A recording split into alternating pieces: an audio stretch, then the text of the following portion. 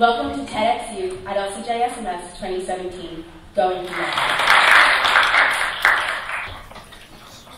most common way people give up their power, thinking that they don't have a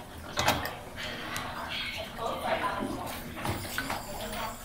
By show of hands, how many of you, when you were younger, wanted to be president?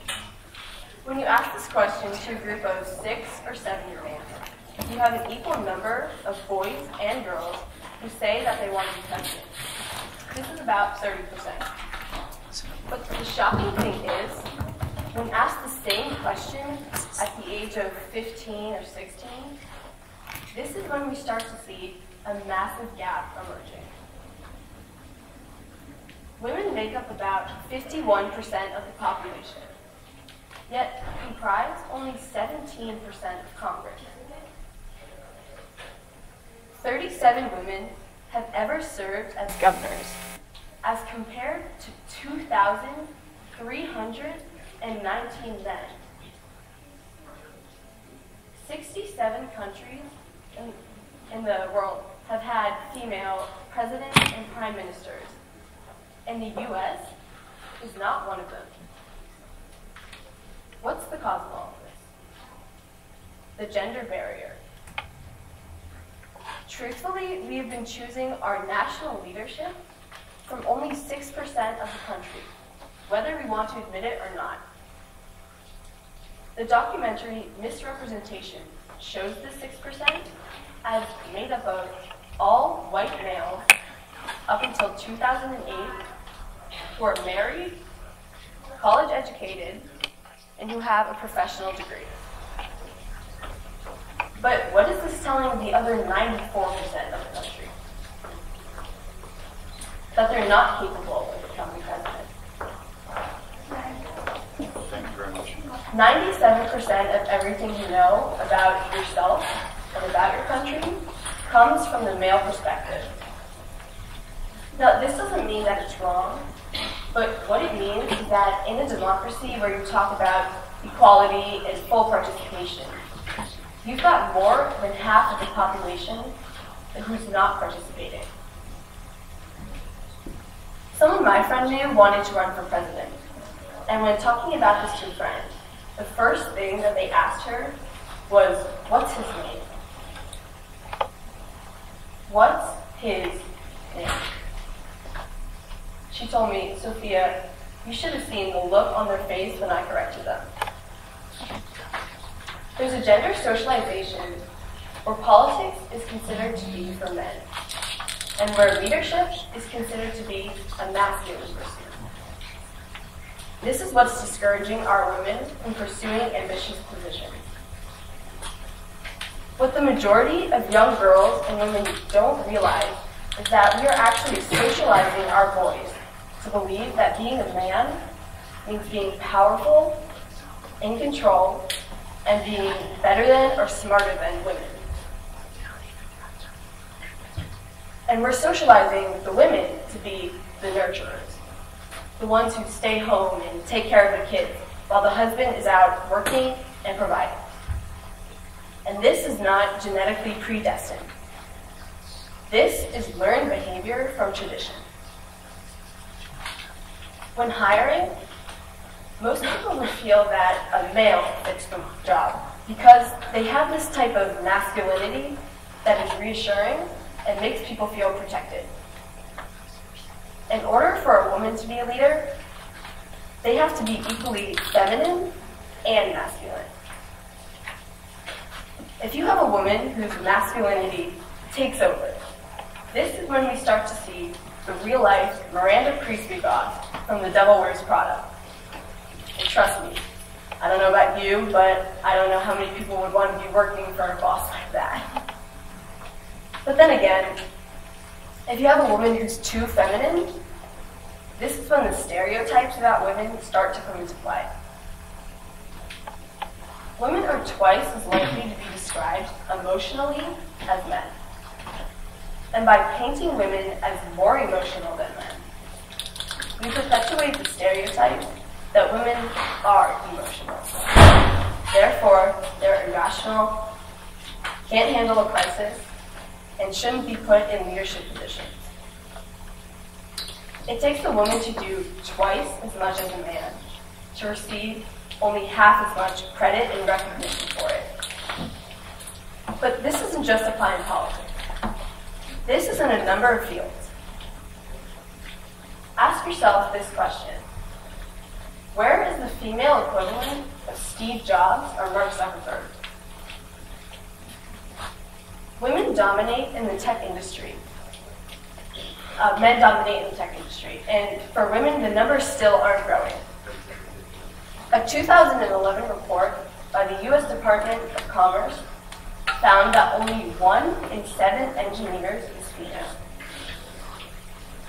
Women have seen no employment growth in STEM jobs since 2000. And today, women hold only 27% of all computer science jobs. Now, personally for me, my favorite subjects in school had always been science. So what I was about to do was not too outrageous, but it was definitely something that I had never thought about. The day after reading an article about the real reason why girls don't code, I joined the coding club at my school. And I did this with the intention of a few things. First, to collect the data of the ratio of boys to girls. Second, to learn how to code and learn more about the STEM field. And third, to see if all the talk about how the real reason why girls don't code is because their long eyelashes make it too hard for them to see the screen was actually true. The first thing I came across was the lack of girls participating.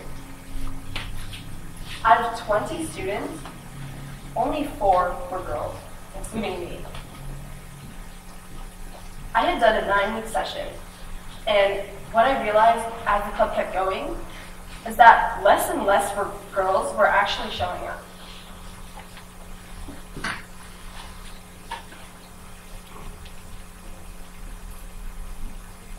But what is it we can do to fix this? It's simple. If we introduce girls to computers in all of their facets like coding, programming, and scripting at a younger age, they might be more likely to tackle the male-dominated subject in the future.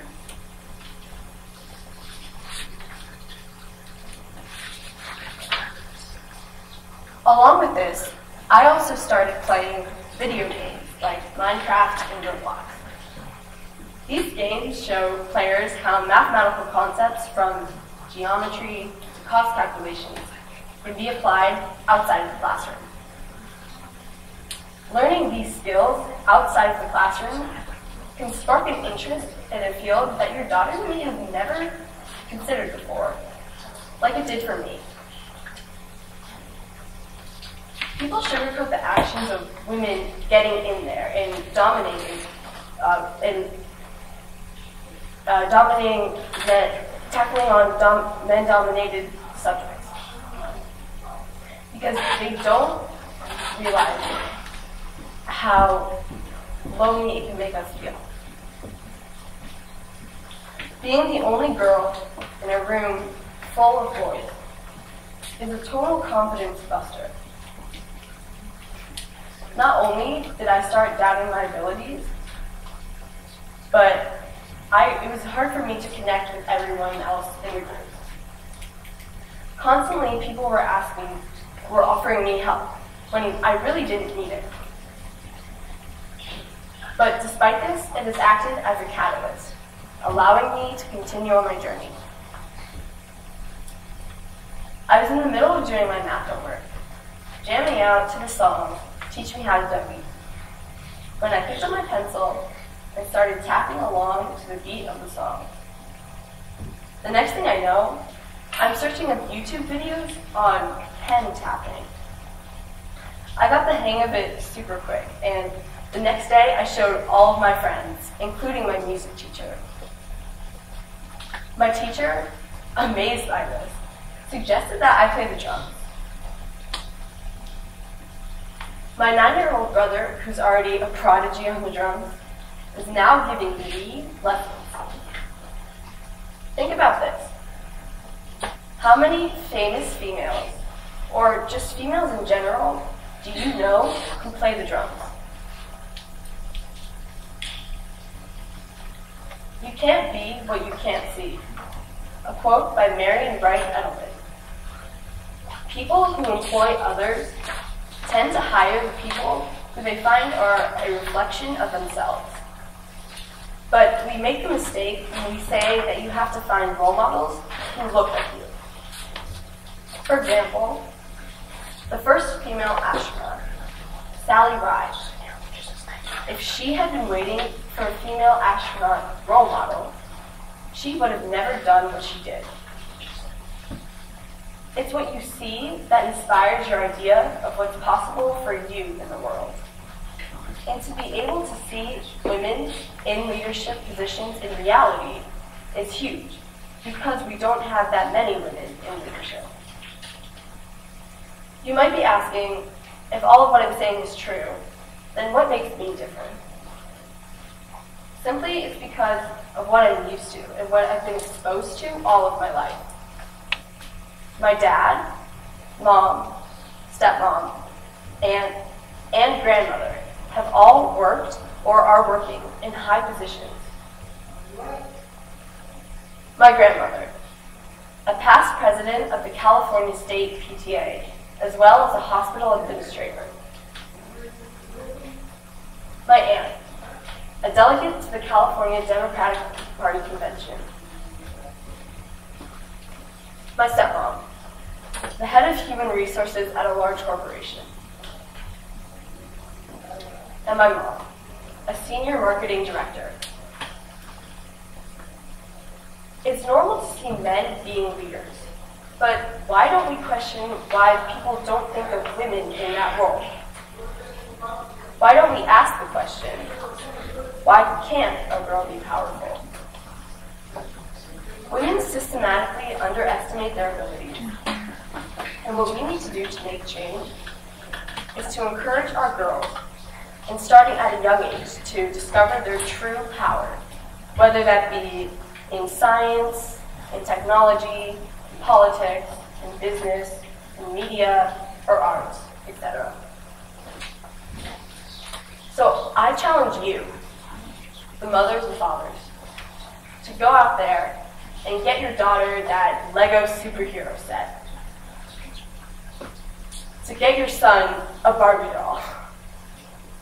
And I challenge us, girls, to raise our hand in math class and not be afraid to answer that extremely confusing equation. To apply for that honors physics class. Show them that girls can do anything boys can do, and that we can do it in heels. Thank you.